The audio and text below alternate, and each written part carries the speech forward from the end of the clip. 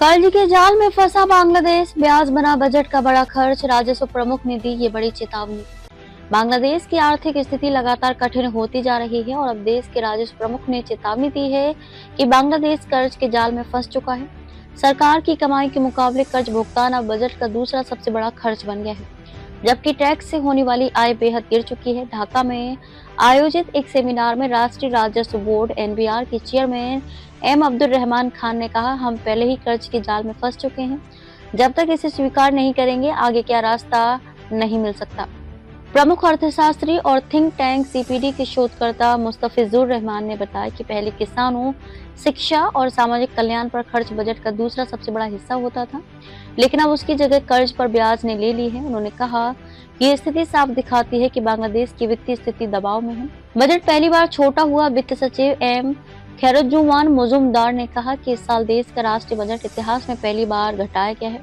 उन्होंने देश की स्थिति को एक उदाहरण से समझाया, ये वैसा ही है जैसे पहले से बेहद दुबले व्यक्ति को और पतला होने के लिए कहा जाए। उन्होंने चेतावनी दी, यदि खर्चों पर यह दबाव जारी रहा तो आने वाले समय में विकास रुक सकता है और अर्थव्यवस्था की बुनियाद कमजोर हो सकती है।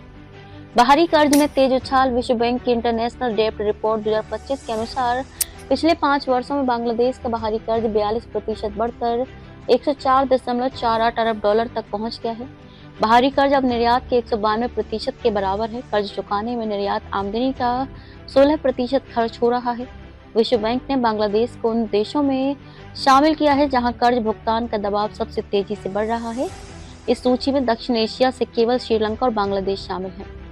बैंकिंग सिस्टम पर संकट। रिकॉर्ड स्तर पर डिफॉल्ट लोन। बांग्लादेश बैंक के अनुसार केवल 6 महीनों में डिफॉल्ट लोन में टी के 2,24,000 करोड़ की बढ़ोतरी हुई। अब कुल फंसा हुआ कर्ज टी के 6,44,000 करोड़ तक पहुंच गया है। ये देश की कुल बैंकिंग क्रेडिट का 35.7% है। विशेषज्ञों के अनुसार इतनी बड़ी मात्रा में डिफॉल्ट लोन बैंकिंग सिस्टम की कमजोरी, प्रशासनिक गड़बड़ियों और वित्तीय अव्यवस्था का संकेत है।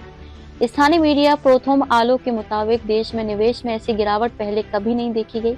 अखबार ने इसके कारणों में शामिल किया गया है। इसमें राजनीतिक अस्थिरता और अनिश्चितता, ऊर्जा संकट, ऊंची ब्याज दरें, महंगाई, कम वेतन और घटती खरीद क्षमता शामिल है। विशेषज्ञों का मानना है कि संकट से निकलने का एकमात्र समाधान है टैक्स बढ़ाना, कर्ज प्रबंधन सख्त करना और बैंकिंग ढांचा मजबूत करना।